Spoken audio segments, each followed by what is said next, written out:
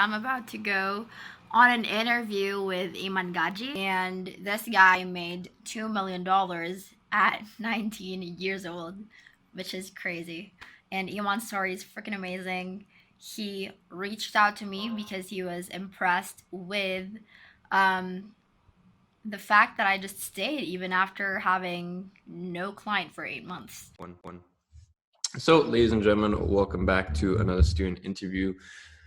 We are here with Angela today, and I'm super excited to share her story because, I mean, fuck. There's certain people in the community who I just look at and I just have so much respect for because of their tenacity. I vividly remember you coming to the live Q&A calls and me just having us just having to flesh out what you were doing with your agency. And first of all, the other thing that I had so much respect for was, I swear, with the time zone difference, the Q&A calls were like 3 a.m. your time. In Philippines. Yeah. Okay, so Mr. Khalid, yes, From you. From Sofitel, canceled, not canceled, postponed our meeting. Yeah, canceled our meeting today when we're already here in Jeddah, and we traveled for around 4 hours and more. So we didn't close the meeting, but it's okay. We have hundreds of other meetings more to come, and we will close one of them. I'm not giving. Not giving up. Never. We did not give up. Yes.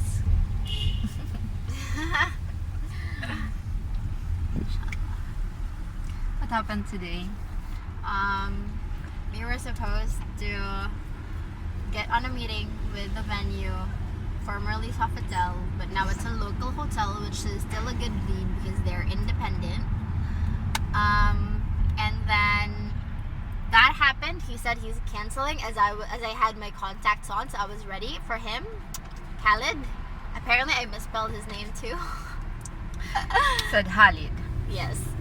And then after that we booked Radisson Blue, and then Fadia called me 30 minutes before the meeting and canceled on me.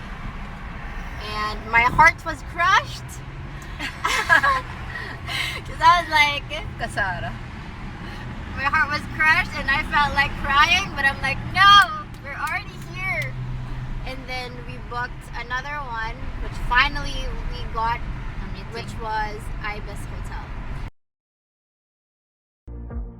Cause I miss you.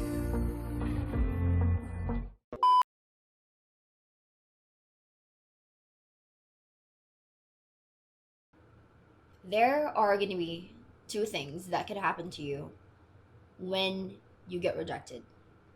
This is you, and this is the fork in the road, basically, of what could happen to you.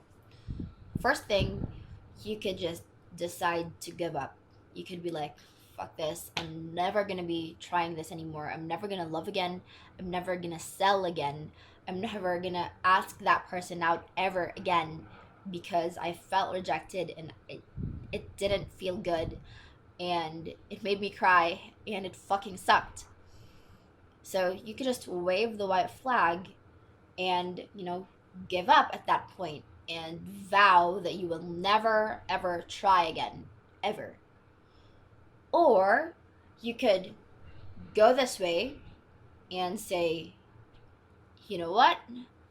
That didn't work out, but there are billions of people in the world that I could love, billions of people in this world that I could sell to. There are 195 countries in this world, and that will not stop me.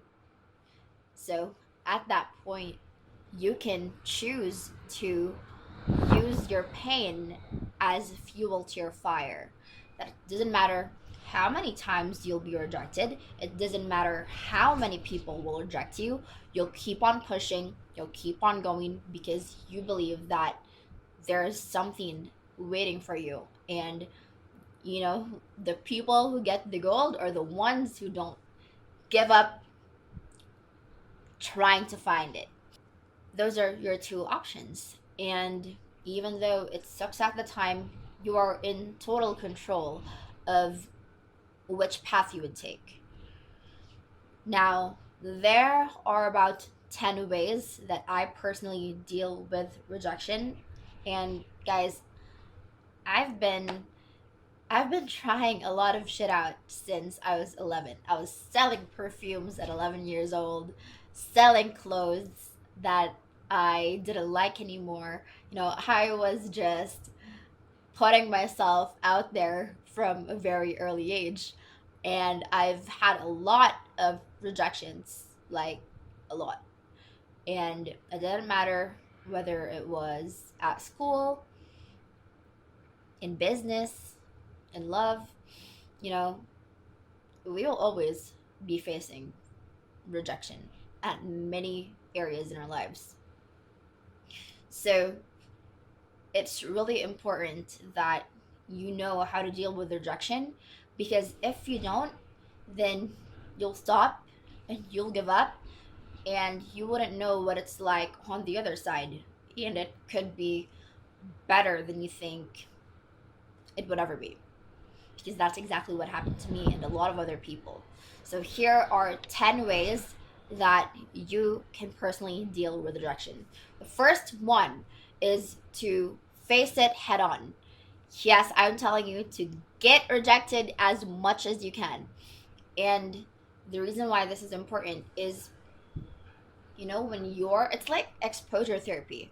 When you're exposed to something that you're so scared of, you realize it's not really that scary, and or you get used to it that it's just not as impactful, it's not as painful as it used to be. So go do shit that um, allow room for so much rejection. Definitely be comfortable with the word no, and just brush it off. Don't think of it as a big deal, because when you keep thinking that getting rejected is this 1 ton that's weighing over your shoulder, that's really when you feel miserable, and that's when you just might give up. So in order for you to really be comfortable with the word no, go out there, make the most ridiculous requests, sell stuff, sell insurance, sell real estate, join a network marketing company, sell your own shit, and learn how it's like. Be a student of rejection, learn from it and grow from it so that you stop being afraid of it. The second way that you can deal with it is to use pain as fuel to your fire. And this might work out for, people who have the personality of, oh, you think I can't do it? Watch me. Thankfully, I'm one of those people, but if you're not, that's really something you have to consciously do. It's to use your pain from getting rejected as momentum. And I'm gonna show you guys a clip of how I did that. I was pitching a meeting to hotel managers and hotel owners, and here you'll see a clip of me getting rejected. Fuck, I wanted to cry so hard, but you'll see exactly what I did. Okay, so Mr. Khalid, yes, From you. Sofitel. From Sofitel. Not cancelled, postponed our meeting. Yeah, cancelled our meeting today when we're already here in Jeddah, and we traveled for around 4 hours and more because she's not a Muslim, so we went to the long road, and he cancelled when we are already here in Jeddah. Fortunately, We don't give up easy. thick-faced. And when he cancelled, We when, called. when she already put on her My makeup. See, I have makeup. See, he cancelled. So we didn't wasted our time. We did not waste our time, and we called other hotels, and we got a yes for Radisson Blue. Kala nyo Iba yung loob So namin we're going in Now, the two previous points I made are gonna be a lot easier if you do this next thing, which is to cultivate your confidence from the inside, cultivate your self-esteem from the inside. You know, it's gonna be a lot harder for you if you need validation, if you need other people's compliments or yeses to feel good about yourself. And this is really where it's so important that you're the one cultivating that inner self-esteem. The moment that you feel good about yourself because of the hard things that you've been doing, because you're proud that unlike many people who take the easy path, you're taking the hard route, it's going to be a lot easier for you to face other people's no's because on the inside you already feel good about yourself and you don't need their approval, you don't need their yeses, you don't need their validation. Now, luckily, and I hope you guys have this fourth thing as well, luckily for me, even though I face a shit ton of rejection, I also have, God, I'm blessed with a wonderful support system. And if you don't have, a good support system right now, then you're gonna have to provide that by yourself or start looking for those people. If you don't have people who cheer you on around you, look for them online, look for them in forums, try out new cliques, new groups, go to new events that would allow you to meet people who cheer you on, because having a support system is also so important.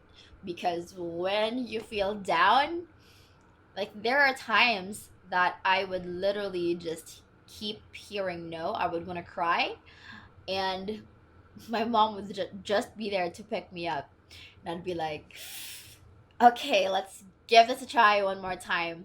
Doesn't matter how many no's you've gotten so far. And your support system will make sure that you don't give up, and they will soothe you when you've been burnt way too many times than you can handle. So find your support system and take good care of them when you found them.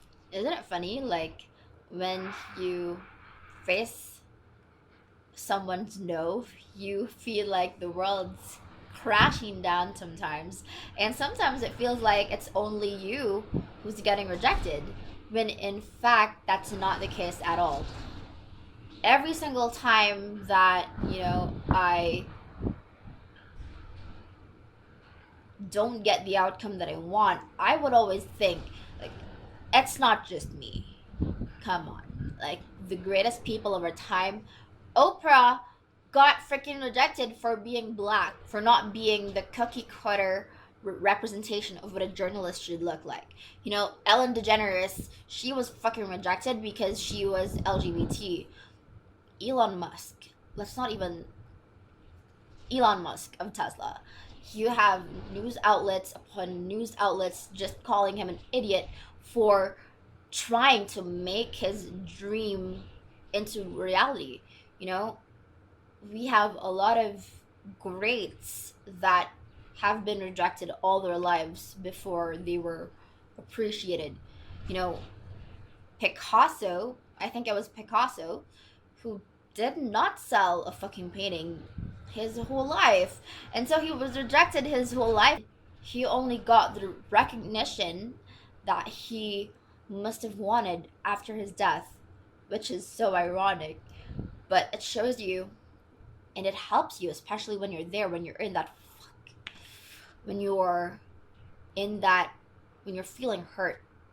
It helps to remember that it's not just you who gets rejected. The greatest people over time, they get rejected a lot.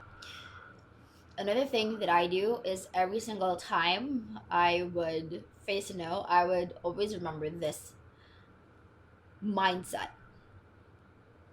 I'm just one failure closer to my goal.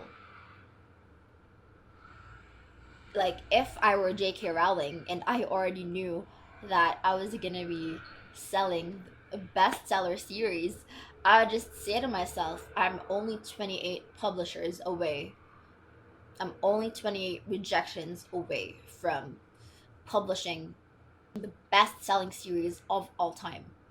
And even though right now we don't really know the outcome, it's something that's gonna help you, pull you through feeling sorry for yourself. It almost makes you excited to have encountered that failure, because if you only need X amounts of failure and face X amounts of rejection to finally get closer to your goal, would you fucking stop? Hell no. You would go rejection after rejection after rejection after rejection, because you believe that, you're gonna get there. And that's really one of the most important things that you need to cultivate. It's your belief that it's gonna happen. It's not a matter of if, it's a matter of when. Every single time you're failing, you're also learning. So the next best thing to do is to view rejection as feedback. Just because somebody said no now means that everyone else is gonna say no. Because after this one encounter, you're gonna learn a lot. You're gonna learn why that person said no. You're gonna learn how to be better. You're gonna grow from that. And when you get to that point where you've already learned the things you need to get to that first yes, then it's going to be easier. Now let's go back to why a lot of people get so hurt by this. Most people, and I've done this myself too, I'm guilty of this. Sometimes we view rejection as something personal. Let me tell you something. Sometimes it is personal, but this is the mindset that will help you through it, okay? Think of it as a failure, not of you. It's not a personal rejection, don't take it personally. It's only a rejection of what you had to offer, of your idea. And when you think of it that way, you can start coming up with the solutions. You can start thinking, okay, what can I do better? How can I improve this offer? How can I improve my product or my service so that it's a no-brainer, and so that people see the value of it and they say yes immediately? For you to be able to really keep improving your idea, you need to get rid of your ego. And this is something that I've struggled with a lot, because I definitely had a lot of healthy ego, and this is something that you need to have if you really want to improve, if you want to get closer to that yes, because you need to accept that, it's not perfect, that your idea might need some tweaks, that it might not be the best thing that you can come up with. And when you get to that place where your ego's not stopping you, then you can really work on making that the best you can offer. And if you keep getting no and getting no and getting no over and over, you just need to trust the process. You need to trust that, there's something better. There's going to be someone better. And, there's a reason why you didn't get this person or you didn't get this thing. I know it's Gary Vaynerchuk would always talk about, like, hey, maybe if I signed on as one of the earliest angel investors of Uber, I would have gotten out of that building and got hit by a truck and would be. When you think about it that way, if you think that maybe you dodged a silver bullet. You know, maybe there's a reason why you didn't get this person or this thing. Maybe there's something or someone else so much better for you than you could imagine right now. And at this point, you just really need to trust that whoever is up there, God, the universe, has someone or something so much better in store for you. And all you need to do is keep putting one foot in front of the other and just keep going. Last but not least, is to not attach your happiness to the outcome. This is also one of the things that is not the easiest if you are an achiever. We've also been told, you know, we always have this myth of, oh, I'll be happy when I move to this country. I'll be happy when I get this person. I'll be happy when I get the new iPhone 12, right? And the moment you attach your happiness on something external, if you don't get that thing immediately, you're putting yourself at such a disadvantaged position. And this is why you need to cultivate self-esteem. You need to cultivate happiness on the inside so that it doesn't matter whether you get this thing now or whether you get this thing later.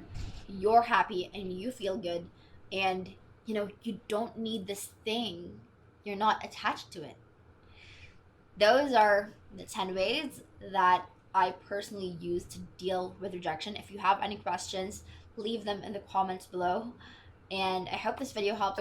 If you did enjoy this video, make sure to give it a thumbs up, subscribe to the channel, and send this to a friend who's just so fucking scared so that they try out these tips and maybe a year later they won't be as scared anymore. All right, I'll see you on the next video.